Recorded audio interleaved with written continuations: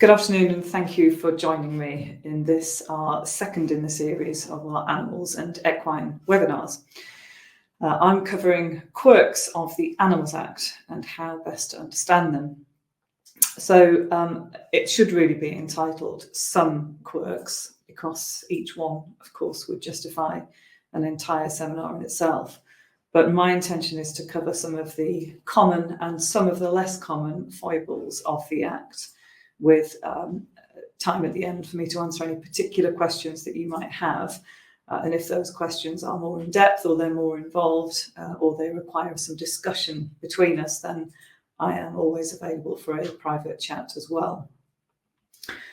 So in terms of what I will be covering, I'm looking at 5 distinct issues based upon my experiences, but also by reference to the existing authorities. The first question is when a keeper might not be considered to be a keeper. The second is when harm is not in fact likely to be made out. The third is the question of the cause of harm. Is it behaviour or is it something else? Fourthly, the extent of the keeper's knowledge. And finally, when an employee is or is not in fact an employee. So in terms of keeper, Section 6.3a defines a keeper as either the owner or the person who has the animal in his possession. This, of course, is the most commonly engaged provision when determining who is keeper or who are the keepers. Ownership will usually be obvious. I say usually because not always. You might consider, for example, where a couple has a dog. One person might be named on the insurance, but the other might pay for that insurance, or one might be named as an owner on all documents, such as purchase documents, any contracts, vet's registration, insurance, things like that, but the other person might routinely look after the dog or jointly care for the dog with the other person. So in these sorts of circumstances, the court is likely to conclude that both people are owners. There might be something like a prenup agreement or a cohabitation agreement that deals with this particular question of ownership. That of itself might not be conclusive. So where, for example, notwithstanding what the document says about one person being the owner, the other person, in fact, routinely cares for or walks the dog. With horses, this is quite a particular scenario. There may be multiple owners, such as a syndicate situation for, say, a high-value racehorse or an event horse or a dressage horse. And it is, of course, the case that there can be more than one owner and more than one keeper for the purposes of the Act. That isn't expressly in the Act, but we know from the development of the common law, which I'm going to turn to next. So the basic premise in the common law is that there can be more than one keeper. We know this from the Court of Appeal case of Smith and Anger. You'll recall, if you're familiar with this type of work, that this is the case involving the owner of the dog and the owner's father, who had control of the dog at the material time when it collided with the claimant's legs on a walk. And the Court of Appeal said that both owner and walker were keepers for the purposes of the Act. So that's the first basic premise. The second comes from Flack and Hudson, and this is that one keeper can sue another. So in Flack, it was the estate of the deceased who was fatally injured when riding the horse, and the estate was able to sue the owner of the horse, even though the deceased was the person in possession and in control of the horse at the time of the accident. The Court of Appeal said this was a Bailey-Bay-Law relationship, and it was specifically caught by the Act. Despite this position being well established in both of these authorities, in other words, that more than one person can be a keeper at the same time and one can sue another, the points are either often overlooked or often misunderstood, and arguments still persist, for example, that it is wrong that one keeper can sue another. And that is absolutely not the case. The more difficult question is one of possession. And the law here is potentially complex, again, often misunderstood. And in my view, it is far from fully developed yet. The situation becomes complicated where the question of possession and control is more equivocal. By that, I mean where the person who is proposed as a defendant keeper has some possession and or some control, but what might be enough to classify that person as a keeper. This might arise, for example, where the owner is not insured and is not of means, making an alternative defendant a more attractive option for the claimant to pursue. So the not so established law here comes from a county court decision called Doolan and E.P. Cornell and Sons. It's not reported, but it is available on Westlaw. And this was determined in Lincoln County Court back in May 2001. And in this case, the claimant was grazing her horse pursuant to a simple grazing agreement in the defendant's field. A pony that was grazing in the same field kicked the claimant's horse, and she claimed damages from the defendant under the Animals Act. So that's the defendant landowner. It's worth remembering here that damage, of course, is not confined to personal injury by the Act. It can be damage to property, including damage to a chattel, and animals are classified as chattels in law. The claim failed on Section 22A in terms of likelihood of harm. It also failed on 22B for want of abnormal characteristic behaviour. And it also failed on 22C knowledge. But for the present purposes that we're discussing now, it was held that the defendant was not in possession of the third party's pony at the material time and therefore could not be the keeper. It was also apparently held further that the defendant could only be liable if he had been doing something with the pony at the material time. Now, what the district judge envisaged by doing something with is not expanded upon, at least in the Westlaw report. But of course, the takeaway point from this judgment appears to be that the definition of possession is a flexible one. And we look at the extent of control and the facts on the ground. And whilst it's not a binding decision, it is the only one we have. And it throws up a very interesting question, because it seems that the judgment would have been different if the defendant had been doing something with the pony at the material time. So by reason of his control being more direct or immediate, we have to presume. So say, for example, if the defendant had been leading the pony in from the field at the time that it kicked the claimant's horse, it appears that that may well have been enough to render the defendant in control and or possession, and therefore to be rendered a keeper. Another potential point here is, what if the arrangement had not just been a grazing agreement, but something more expansive, a livery agreement, for example? Would the type of livery agreement have any bearing? Because a DIY livery agreement would suggest that the defendant had very little, if any, control. But then at the other end of the spectrum, a full livery agreement would mean the defendant was responsible for feeding, for caring for the pony, perhaps even more than that, depending on the terms. And if that were to be the case, would the accident have to have happened whilst the defendant was in the course of fulfilling the terms of that agreement? In other words, whilst in the course of feeding the pony, caring for the pony, riding it, whatever the agreement was, in order to be rendered a keeper? Or would possession be found due simply by reference to the terms of the agreement? In other words, this person had a greater degree of control and possession by reference to the fact it was a full livery agreement. The answers I don't know, but it would appear to be that the definition of possession is flexible, and it's very important to look at the extent of practical control that the defendant had, possibly, as I say, both at the material time that the damage was caused and more generally. Should the concept of keeper be broad? Looking back to Flagg, on behalf of the appellant, it was said that the Act was not intended to be a substitute for civil actions arising out of negligence, and it could not have been Parliament's intention that one keeper could sue another. That's at paragraphs 14 to 15 of the judgment. That argument was resoundingly rejected.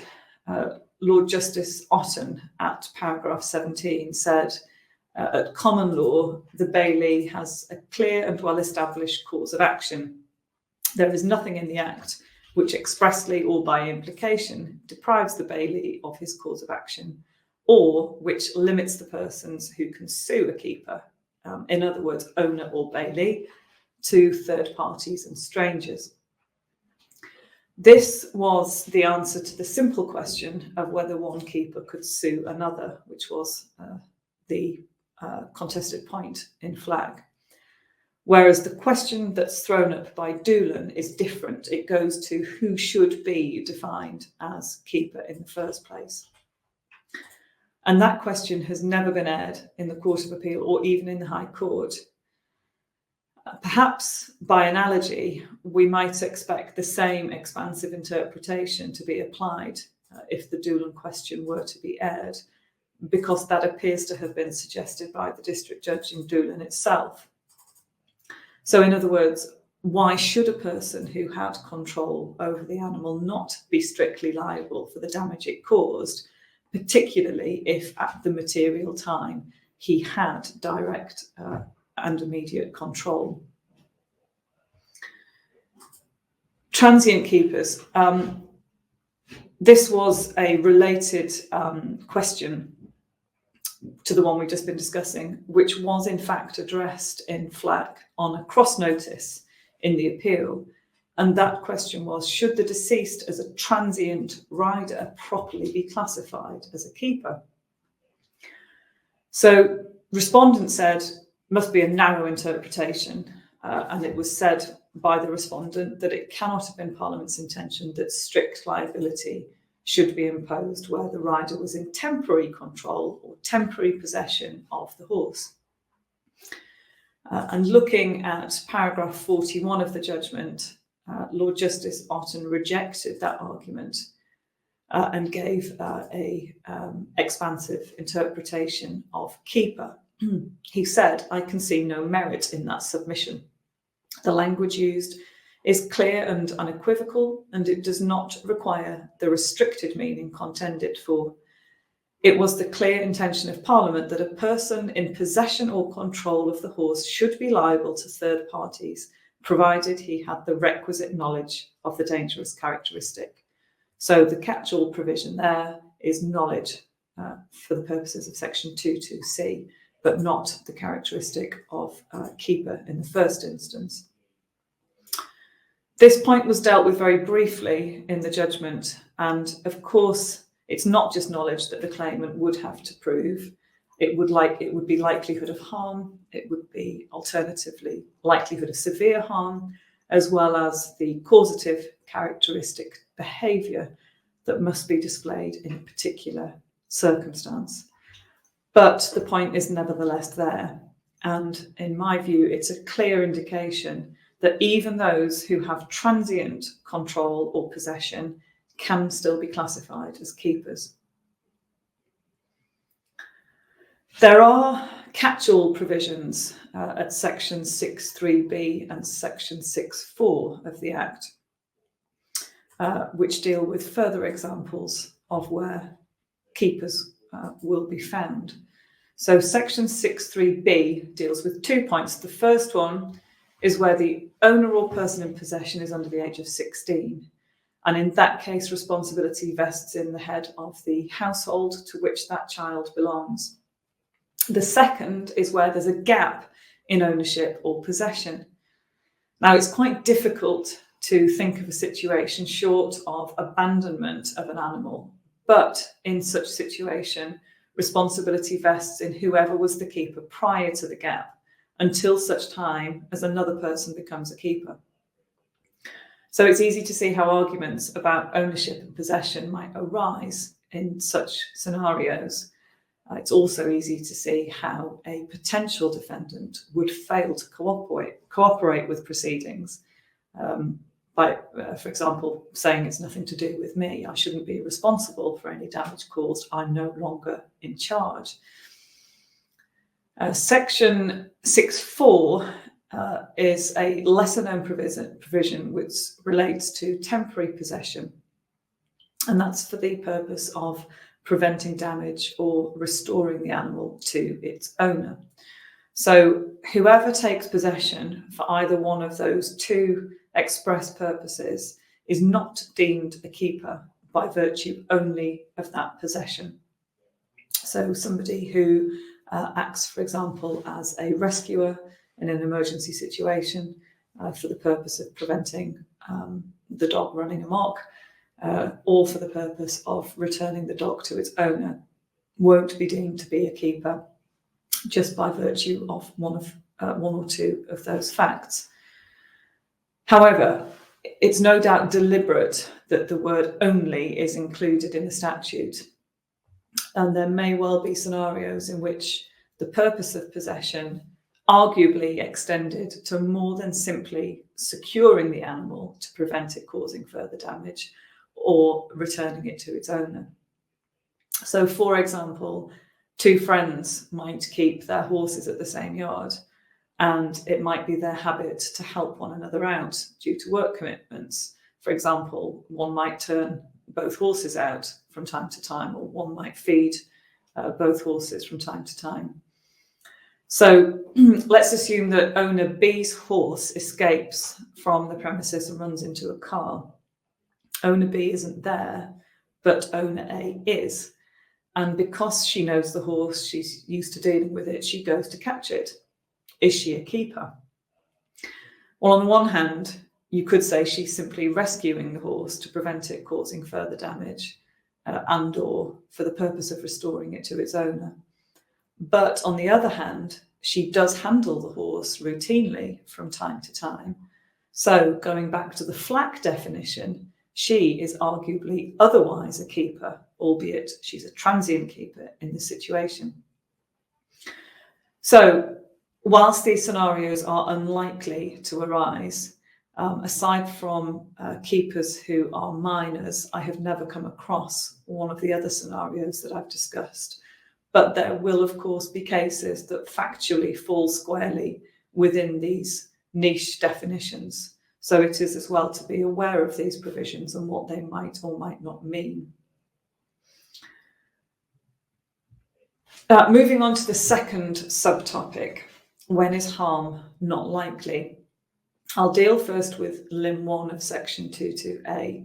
So section 22A, of course, requires either that the damage must be likely to be caused, or if it was caused, it must be likely to be severe. So focusing on the first of those two limbs for now, the starting point, in my view at least, should be Dennis and Vout Sales back in 2022, but it is the most recent iteration of this issue from the High Court, and it is very clearly set out in Her Honour Judge Howell's judgment. She was sitting as a Section 9 judge, and in her judgment, it is only a very general question that can be asked when dealing with limb 1. Was this animal in this place and unrestrained likely to cause harm? So what that means is we don't look at section 22B. In other words, we're not looking for characteristic behaviour at this point. We're not looking for the specific triggering circumstances that caused that characteristic behaviour.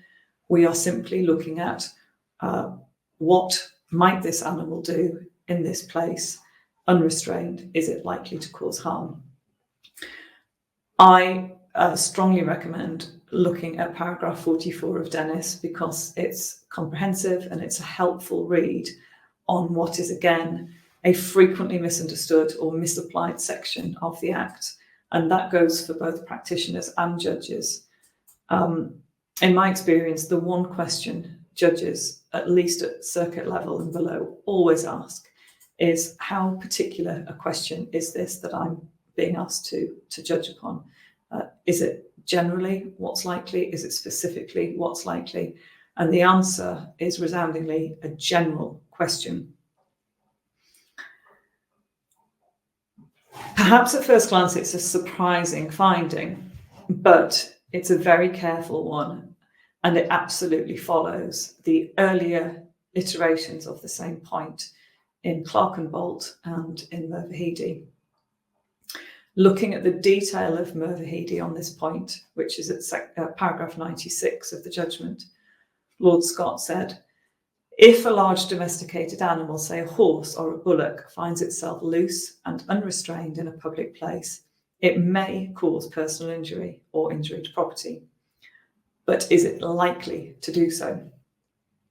So that was touched upon at least at paragraph 96 of Mervahidi. And then in Clark, it was held that the first limb of section 22A required the judge to consider whether the damage caused by chance, which was the horse in that case, was damage which chance, unless restrained, was likely to cause.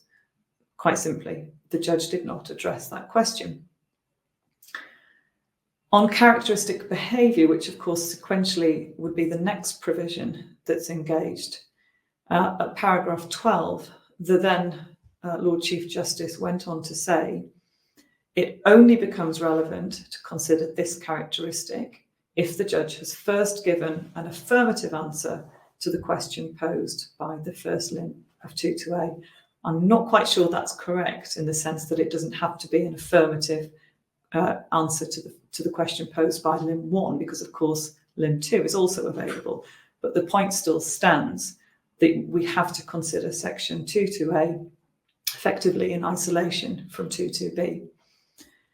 Again, the rationale as to why is clearly set out in Dennis at paragraph 44 again, and that is to introduce a wider analysis of the 22B characteristics in specific circumstances at this stage would be to introduce too great a particularity into section 22A, and it would render the provisions of 22B largely redundant.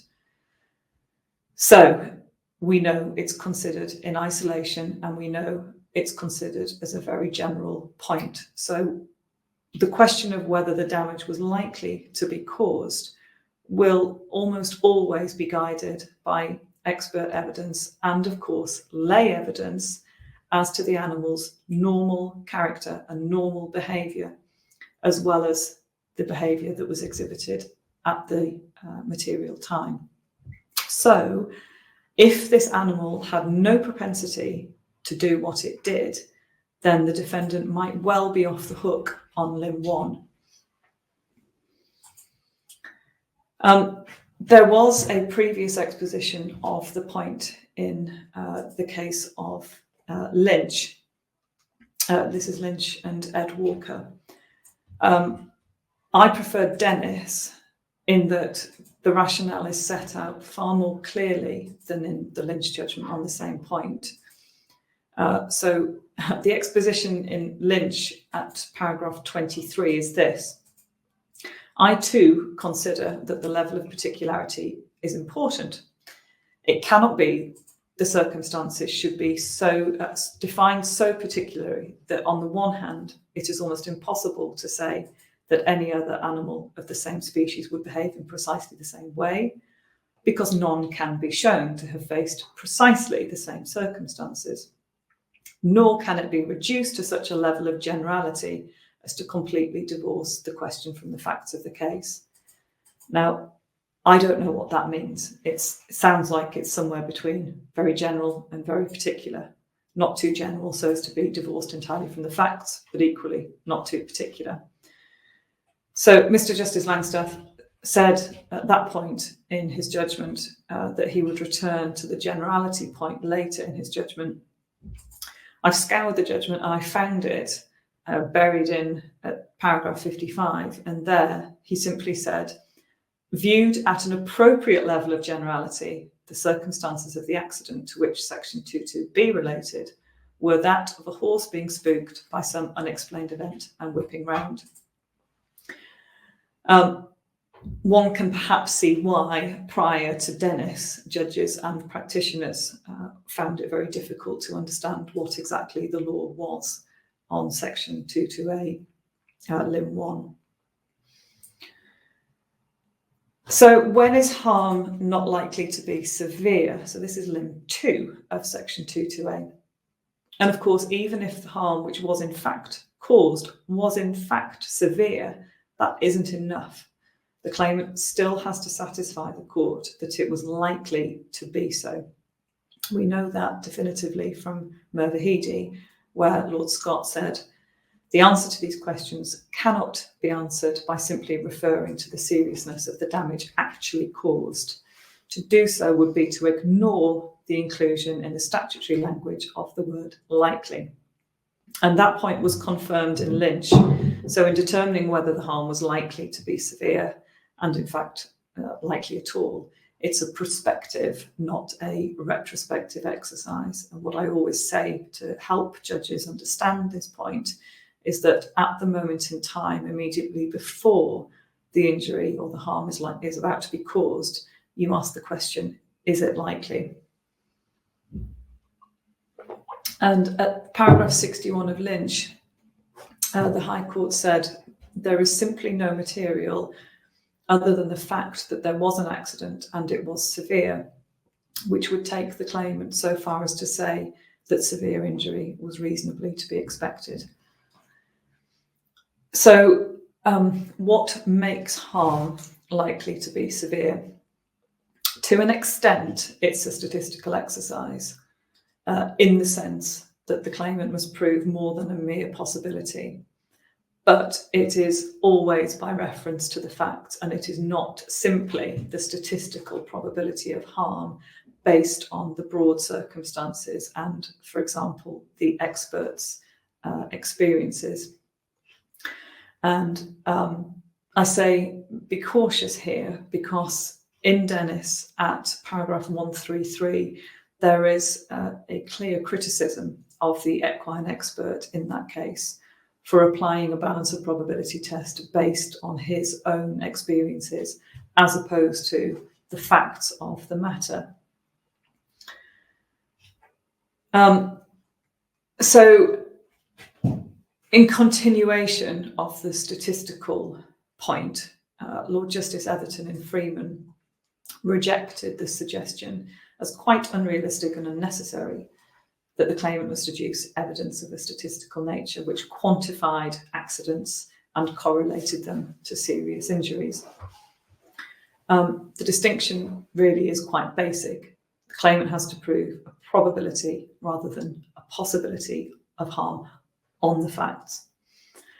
So ultimately, it's once again a question of fact, of course informed by expert opinion. So in dog bite cases, you would ask, what type of bite was it? There's a scale in the UK, level 6. There are 6 levels from at the lowest end, no skin contact with teeth, all the way through to the victim being killed. So where did the accident fall on that sliding scale?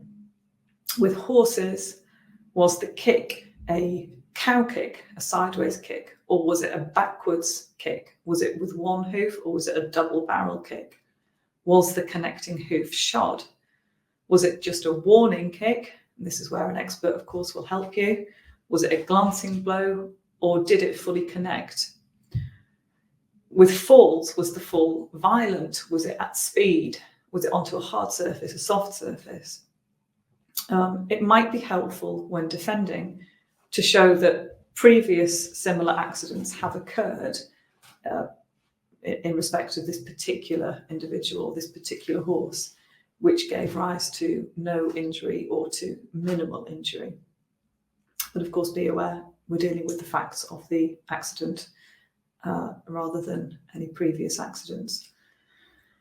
The usual principles of reliability, credibility apply to the assessment of any lay evidence. So how credible is the claimant? How credible are her witnesses on the facts of the accident circumstances?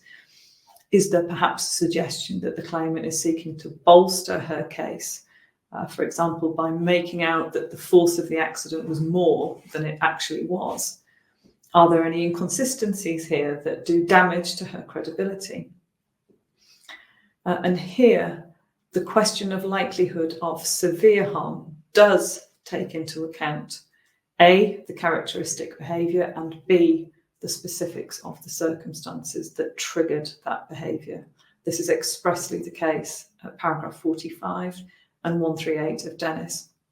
So this includes what the particular behaviour was. Was it kicking, biting, rearing, barging?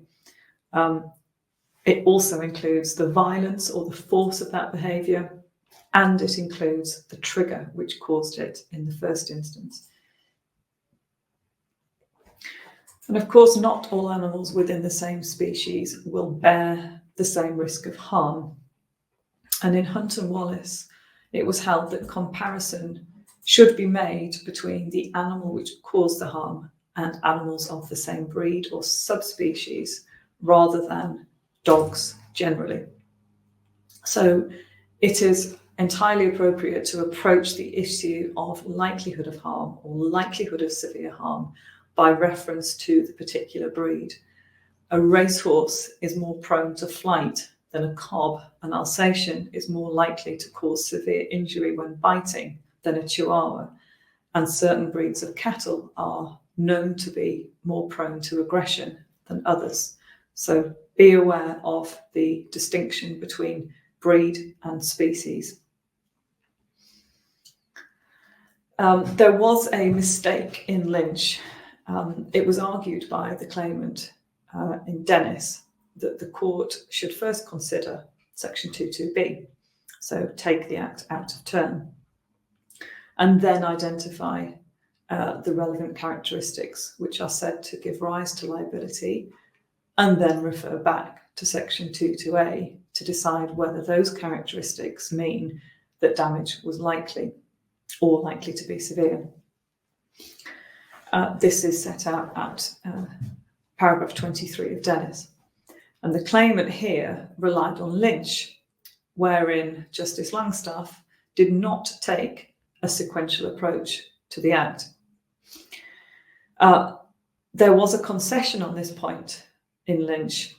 In other words, it was conceded that there was no need to approach the act sequentially. And that concession appears to have been a mistake, which was relied upon by Justice Langstaff, and consequently it wasn't determined by him. He simply said that the requirements of section 22a plainly interrelate to some extent with section 22b. It was also conceded wrongly in Lynch that each limb of section 22a should be considered by reference to the characteristic behaviour relied upon. That second point we have already covered. The first point was also determined by Her Honour Judge Howells in Dennis, and she carefully considered the preceding authorities on this point, which were Freeman, Smith, Curtis, and Clark, and she found them all to be consistent in their approach, which was to consider the subsections sequentially in order of appearance. This is set out at Dennis, paragraphs 30 to 43. And thinking about it logically, this approach, of course, dovetails with the other key finding in Dennis that I've already discussed, that at least when you're addressing limb 1 of section 22a, you don't make any reference to section 22b. So the third topic, when is characteristic behaviour not, in fact, characteristic behaviour? Section 22b tells us that the likelihood of damage is due to characteristics either not normally found in the species or not normally found except at particular times or in particular circumstances. So there has to be a causal link between the characteristic behaviour and the damage. In other words, damage caused other than by behaviour is not going to be enough. That was set out in Mervahidi, right at the beginning of the recent common law, at paragraph 511A to C. And Lord Nichols gave the example of a cow stumbling and falling upon somebody, which of course is likely to satisfy section 22A in terms of likelihood of harm, but not 22B, because it's the cow's size and weight, and they're not characteristic behaviour. Weight and size is anatomical, and it's found in cows at all times. That was then confirmed in Clark and Bolt, where the horse was being ridden along the verge and moved suddenly into the road, hitting the claimant's car. The most recent exposition of the point is found in Schultz and Ball, wherein it was held that the burden is on the claimant to show to the civil standard that the horse was frightened and that such fright was causative of unusual behaviour, which in turn was causative of the damage. So anatomical features such as size and weight are not enough. That's relatively uncontroversial. But is it just anatomical characteristics that are excluded? What about size and speed? Here, if we look at Hunt and Wallace, it was held that size and speed of a border collie are not abnormal characteristics. So interestingly, this wasn't just an anatomical characteristic that was rejected, but it's also a behavioural one, or arguably a behavioural one, speed.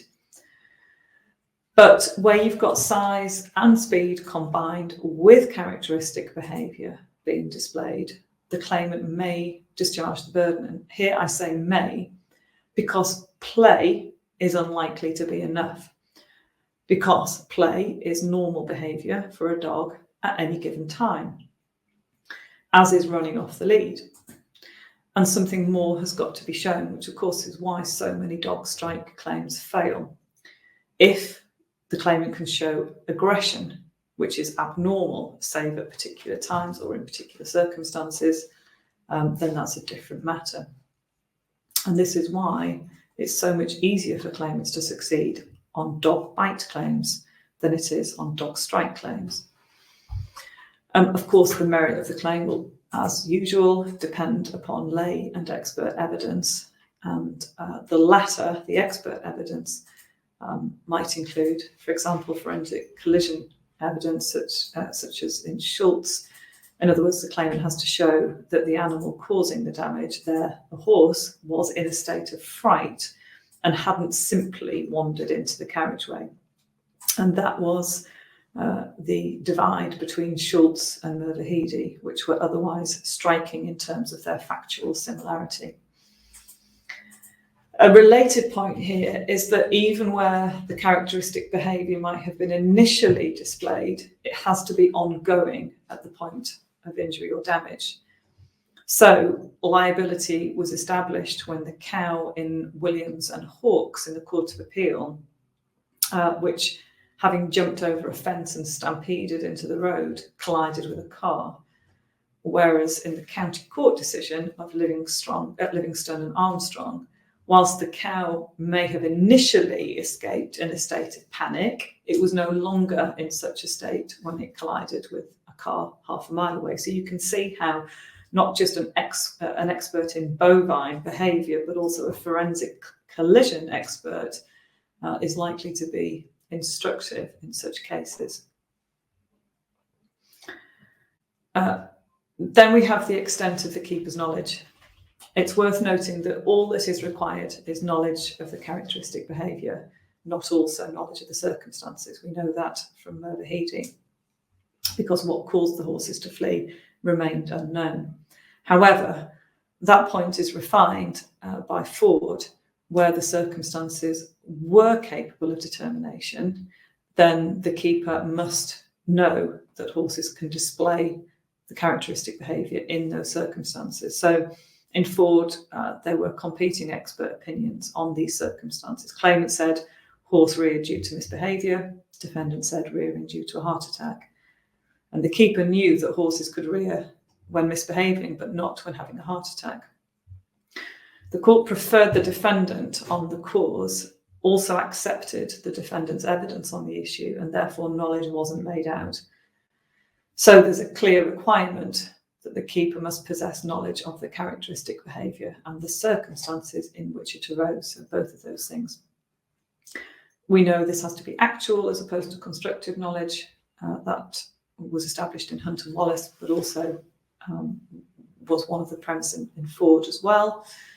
And finally, in Welsh and Stokes, it was established that whilst actual knowledge is required, it is enough to show that the keeper knew that the species can display the behaviour rather than knowing that the particular animal in question could do so. So it's no defence to say, well, my dog has never bitten an aggression, so long as the keeper can be shown to know that dogs can bite in aggression. Servants of keepers. When is an employee not an employee? Well, this is one of the two statutory defences. So the keeper isn't liable, according to Section 5.2, where the injured person voluntarily accepted the risk of harm. And what is meant by voluntary acceptance of the risk is twofold. The claimant must fully appreciate the risk and expose herself to it. We know that from Lord Justice Everton in Freeman. For present purposes, this defence isn't available to the employer of an injured employee. We know that from Section 6.5. But note the potential breadth of what is meant in Section 6.5 by servant of a keeper. That can be difficult to determine. For example, when we're dealing with paraprofessionals, such as those providing services who aren't directly employed by the keeper. So farriers, dentists, chiropractors, or individuals employed by others but performing a service for the keeper. So vets, for example. In Dennis and Ford, these questions were resolved in favour of the claimant. In Dennis, the claimant was self-employed, and in Ford, the claimant was working on her day off. There is a public interest element which was highlighted in Dennis, and that is in recognising the employer-employee relationship where it does exist. And the case of Lane and Shire Roofing Company will be instructive. The usual factors such as provision of work equipment, control of working arrangements, and choice are important. So who controls what was to be done, the way in which it was to be done, and the means by which it's to be done? Who provides the tools? Does the claimant have a genuine choice? And the principle of mutuality of obligation might be at play. Was there an obligation for the keeper to provide the work, and was there a reciprocal obligation for the claimant to accept it? Broadly, I would say that freelance professionals and paraprofessionals are acting as a servant, and to find otherwise would be to frustrate the intention of Parliament, which is to protect the employee.